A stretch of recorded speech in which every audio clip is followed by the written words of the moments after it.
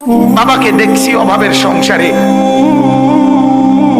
27 দিন তারাবির নামাজ যেদিন শেষ হয়েছে তারপর দিন একটা পাঞ্জাবির কাপড় কিনে দিছে আমারে।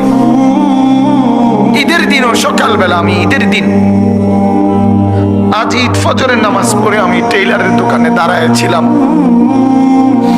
আমার পাঞ্জাবিটা তখনও সেলাই হয় নাই। আমি ঈদের নামাজে যাব কিভাবে? আমি সেই অভাবের সংসারে বড় হয়েছি। তারপরও কোনোদিন বাপ অবৈধ রোজগারের পিছনে যায় নাই। এক মসজিদের ইমামতি করছে 43 বছর। আব্বা এক মসজিদে নামাজ পড়াইছে, এক মসজিদ।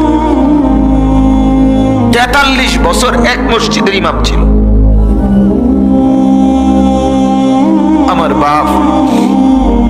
এটা বোঝা উচিত নিজের সন্তানকে গুনাহের রোজগারের উপরে নামাই দিয়ে কেমনে সুখ আসবে?